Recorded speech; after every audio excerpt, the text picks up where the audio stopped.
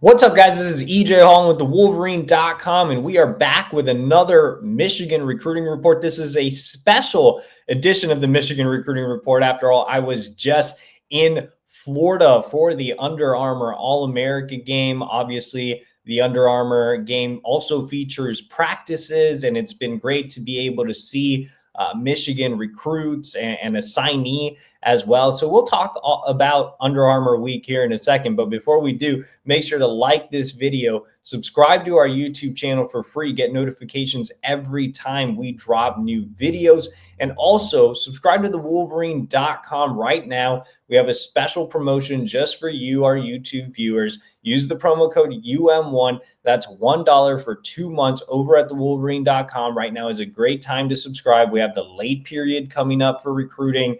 Transfer portal is in full swing.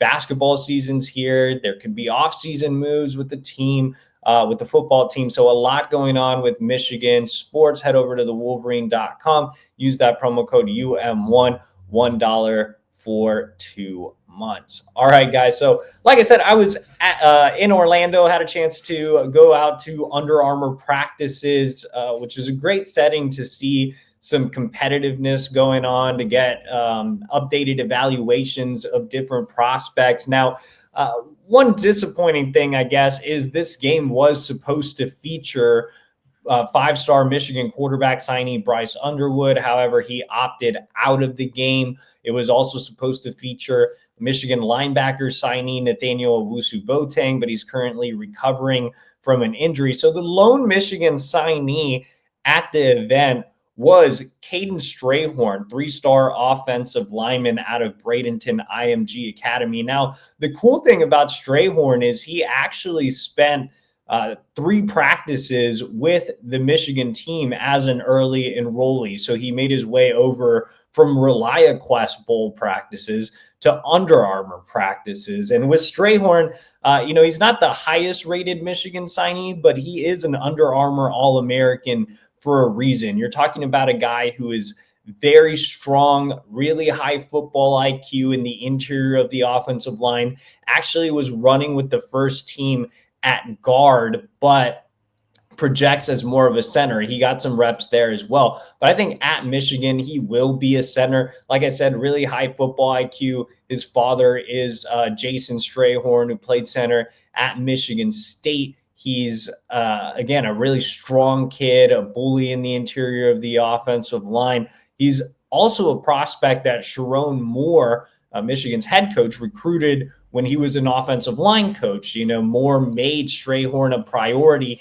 even as an underclassman. So I thought Strahorn had a pretty good week at Under Armour, going up against some top defensive line talent. But with Strahorn, it was nothing new. He played at IMG Academy, which is a national powerhouse. He saw elite defensive line recruits all season long. And the interesting thing about Kaden is he played tackle and started at tackle for IMG. So I think that experience will also help with the transition to center, just from a pass pro standpoint. But from a run blocking standpoint, I mean, he's physical. He likes to put guys in the dirt. He kind of fits what Michigan wants in interior offensive linemen. And that's why Sherrone Moore personally made him a priority before transitioning over to head coach. So I think Michigan fans haven't talked a lot about Kaden Strahorn, but there's definitely a reason for excitement. And you've seen Michigan have to hit the portal for centers, over the last couple of years. With Strahorn, you could have a long-term solution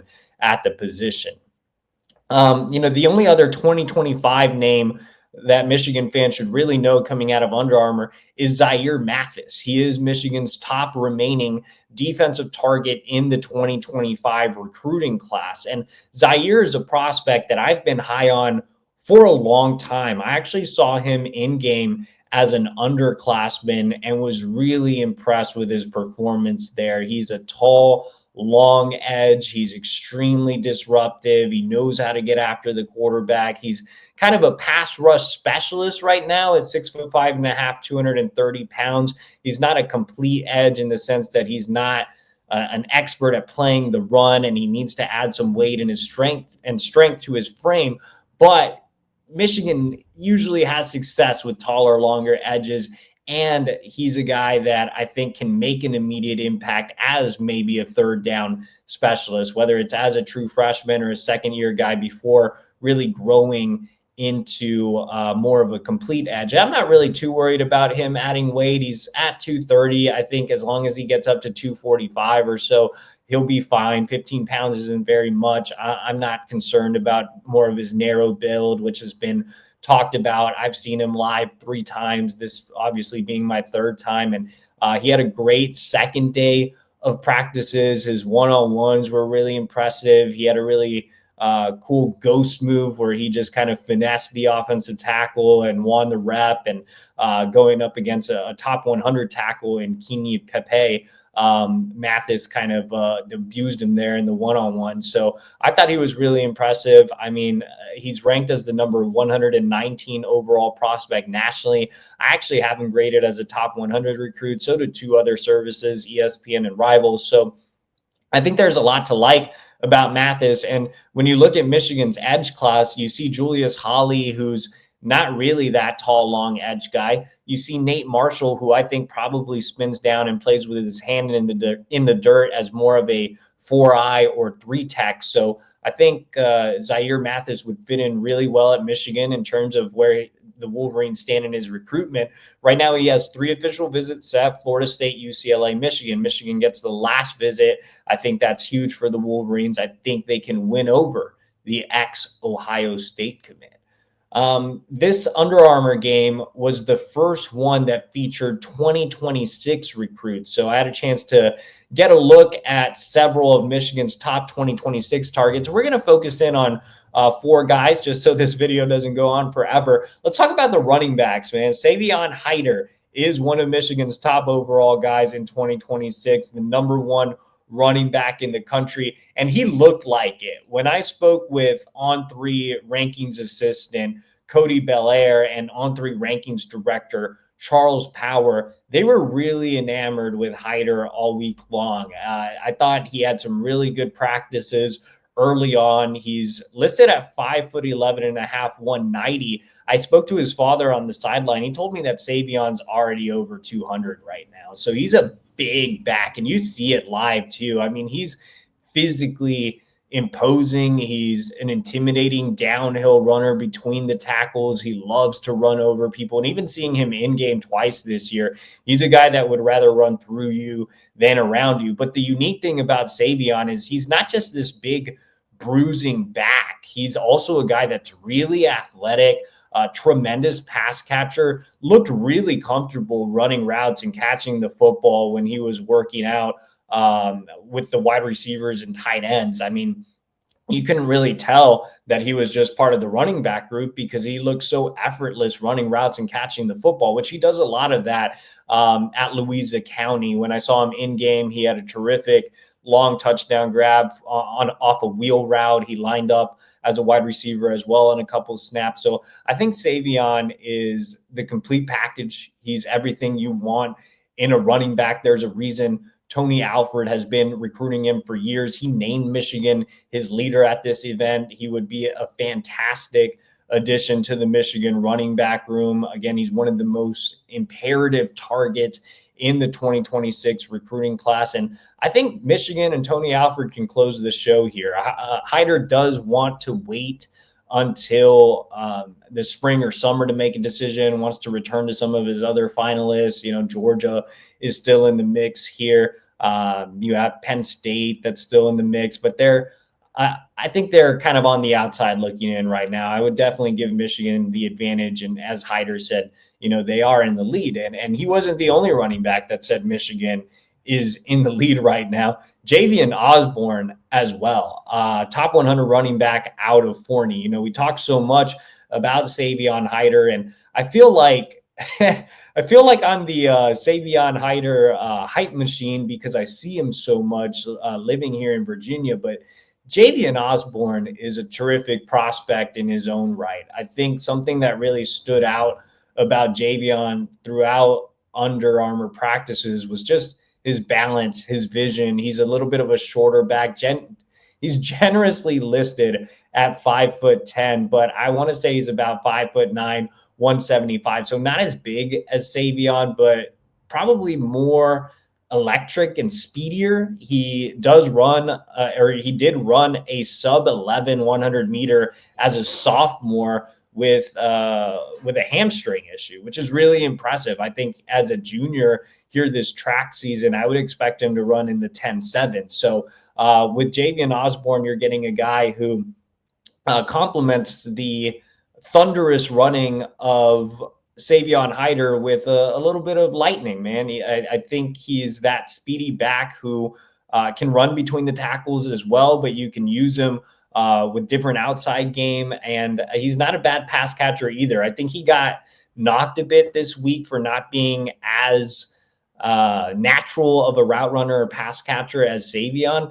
But with Javen, I think that the big reason for that is the guy was wearing a cast on his hand. So it's kind of hard to catch the football when you're wearing a cast. But I think Javen can catch the ball as well. I think him and Savon would complement each other well. And I think there is a possibility that the Wolverines can get both this coming cycle. Another prospect that is very high on Michigan's board that I want to highlight is Jackson Canwell, the #1 overall recruit in America. Now, Michigan landed the #1 guy in 2025 in Bryce Underwood. They're looking to do the same in 2026 with Jackson Canwell. Cantwell is a big tackle at 6'7.5", 305 pounds, comes from a really athletic family that has experience in track and field, specifically in the shot put. He's a powerful guy. He's very comfortable as a run blocker. I think with Cantwell, especially being more of a true tackle, can continue to polish up his technique in pass pro, can continue to keep improving his feet. But if he puts it all together, you know, there's so much upside for him to be an early first-round draft pick. He is graded out as a 5-star for a reason. And when you look at Michigan offensive line recruiting, if you can get Andrew Babalola as a tackle in one cycle and Jackson Canwell as a tackle in the other cycle, I mean, you're set at that position. Not to mention that the Wolverines are still in the mix for Ty Haywood, who's a tackle guard flex. So, and another 5-star, by the way. So, yeah, I mean, I think Michigan is definitely in the mix with Cantwell. He just made his first visit in December. He told me he's looking to come back for an official visit soon. So, yeah, I mean, I feel like the Wolverines are right up there with Ohio State, Alabama, Georgia, and a few others. Let's end this video by talking about one more target, and that is top 100 tight end Brock Harris. You know, Michigan missed out on Andrew Olesh on signing day as he flipped from the Wolverines over to Penn State. That means finding a bigger, taller, athletic, pass-catching tight end is key for the 2026 cycle, and Brock Harris definitely is that at 6'6", 240 pounds. I was actually really impressed with his frame. You know, Olesh was probably faster and a little bit more fluid, but he was on the skinnier side. Brock Harris is very well filled out, and he is a natural pass catcher. Talking about Osborne, he was catching balls out there with a cast. Brock Harris had a full-on club on his hand, just a massive cast, and he was still hauling in passes. I mean, I thought he looked really comfortable as an inline tight end, as a flex tight end. He can do both. I thought he looked comfortable looking in the football and catching it with that club on his hand. He, I think, could be more of a complete tight end than Andrew Olesh just because he's, you know, a bigger, more physical. I think right now Michigan is right in the mix with some others. You have Georgia up there. He's looking at local schools like BYU and Utah. Recently released a top 6. The Wolverines are in it. He visited Michigan twice in the fall, or once in the fall, once in the summer, so twice last year. Steve Casula, Michigan's tight ends coach, has built a great relationship with him. He's making Harris feel like a top priority and has an easy sell here with Colston Loveland. So, you know, Colston expected to go in the first round, was a focal point of the offense, and Harris told me that's a big reason why Michigan is in his top group early on. So the Wolverines trending well with several elite 2026 recruits. They are still in the mix with Zer Mathis heading into the late period. Positive reports on Kaden Strahorn. So for more Under Armour intel, evaluations, nuggets, head over to thewolverine.com. Subscribe right now using that promo code we talked about earlier, UM1. That's $1 for 2 months. And also, guys, make sure to like this video, subscribe to our YouTube channel for free, get notifications every time we drop new videos, and we will see you all next week.